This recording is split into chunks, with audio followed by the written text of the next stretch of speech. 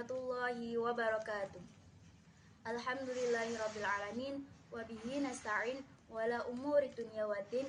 Wassalatu wassalamu ala asrafil anbiya'i wal mursalin Sayyidina wa maulana Muhammadin wa ala alihi wa sahbihi ajma'in, amma ba'du. Marilah kita panjatkan puji dan syukur atas rahmat Allah yang telah memberikan kita begitu banyak nikmat. Dan tak lupa, salawat serta salam tercurahkan kepada junjungan kita Nabi Agung Muhammad Sallallahu Alaihi Wasallam, ya insya Allah kita nantikan syafaatnya di yaumul akhir nanti. Amin. Kepada yang terhormat Bapak Kiai Haji Nilzam Yahya MAG selaku Kepala Madrasah Sanawiyah Ali Maksum, dan yang terhormat Bapak Kiai Haji Ridwan M. Nur selaku pengampu mata pelajaran Agama Fudot kelas 9, dan yang terhormat guru serta karyawan-karyawan yang tidak dapat saya sebutkan satu persatu, dan yang terhormat teman-teman saya yang berbahagia. Izinkan saya memperkenalkan diri.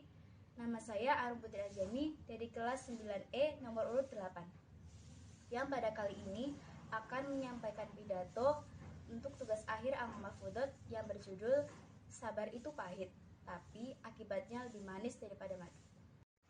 Hadirin sekalian, sabar merupakan sikap menahan diri dari sesuatu yang tidak berkenan di hati. Adapun pengertian menurut Imam Ghazali yakni teguh menjalankan syariat Allah dan menghadapi hawa nafsu. Dalam hal ini, sabar terbagi menjadi 3 macam. Yang pertama, sabar dalam menghadapi musibah. Yang kedua, sabar dalam menaati perintah Allah. Yang ketiga, sabar dalam menahan hawa nafsu. Tentunya, jika ia dapat bersabar dalam hal itu, maka ia akan beruntung. Seperti judul makalah dalam kitab Agama Fudot, yakni Man sabara dhafira. Artinya, barang siapa yang bersabar, maka ia akan beruntung.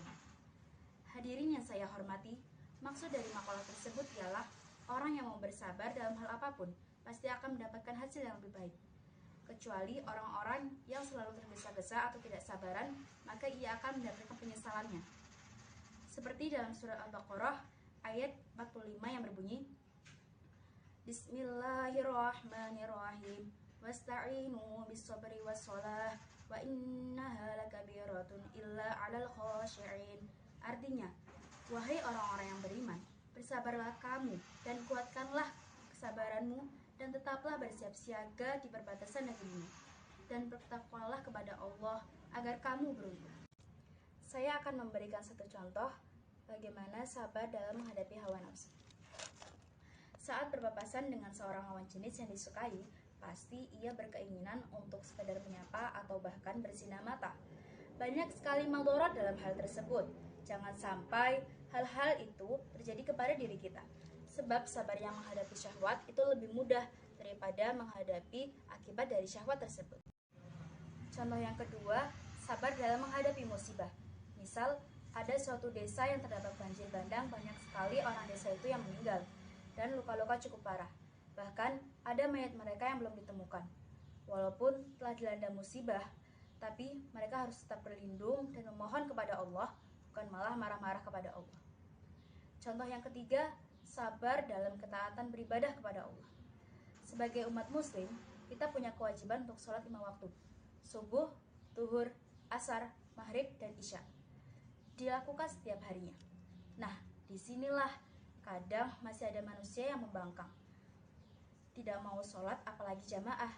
Jadikanlah sholat itu sebagai kebutuhan kita, seperti halnya makan. Kita butuh makan setiap harinya agar tidak sakit. Bahkan ada hadis yang mengatakan bahwa orang yang meninggalkan sholat itu ibarat darah yang halal untuk dibunuh, sebab meninggalkan sholat itu dosa. Hadirin yang berbahagia, saya juga ingin memberikan sedikit tips bagaimana sih cara agar kita dapat bersabar. Yang pertama, kita itu terhadap sesama harus saling menghormati dan menghargai, walaupun berbeda suku, ras, agama, ataupun budaya, apalagi sesamanya. Yang kedua, mengedepankan akal daripada nafsu. Kita juga harus tahu nih, mana yang menggunakan akal, mana yang menggunakan nafsu. Nafsu juga ada macam-macamnya. Yang pertama, nafsu mutmainnah, yang berarti jiwa yang tenang. Yang kedua, nafsu lawamah, yakni penyesalan. Nafsu amarah, yakni amarah. Terkadang manusia itu terbalik. nafsu dulu daripada akalnya sendiri, sebab ia belum bisa mengendalikan nafsunya sendiri. Yang ketiga, diam. Maksudnya bukan diam ditanya malah diam saja, tapi dapat diartikan bicara seperlunya, seperti berbicara dalam hal-hal yang penting. Yang keempat, tahan nafas, lalu perlahan dihembuskan. Jikalau perlu, bisa juga dengan minum air putih, agar peredaran darah yang memuncak dapat stabil kembali, dan membuat otak kita jadi lebih tenang. Yang terakhir, sholat malam, atau sering kita sebut dengan sholat sunnah tahajud. Yang ini sangat dianjurkan oleh Nabi Muhammad SAW. Di dalam sholat ini, kita memohon kepada Allah agar Allah mau menghendaki kita sabar. Seperti yang sudah dinaskan dalam Al-Quran, surah Al-Imran ayat 200 yang berbunyi, Bismillahirrahmanirrahim. Ya ayyuhalladzina amanu isbiru wa sabiru wa rabitu wattaqullaha la'allakum tuflihun. Artinya, dan mohonlah pertolongan kepada Allah dengan sabar dan sholat. Dan sholat itu sungguh berat, kecuali bagi orang-orang yang khusyuk. Tidak lupa setelah sholat baca istighfar, Astaghfirullahaladzim. Insya Allah kelima hal tersebut jika diamalkan akan berdampak baik bagi diri sendiri maupun orang sekitar. Hadirin yang terhormat, adapun hikmah daripada sabar yakni sabar walau pahit rasanya tapi manis akibatnya. Sabar itu kunci kegembiraan. Kesabaran seseorang akan membawanya kepada keberuntungan. Menahan diri itu sulit, tapi lebih sulit menahan akibatnya. Sabarlah dalam menghadapi sesuatu, sebab kesukaran itu akan dibalas dengan kemudahan. Sekian dari saya, semoga apa yang saya sampaikan dapat bermanfaat. Jikalau ada salah, mohon dimaafkan.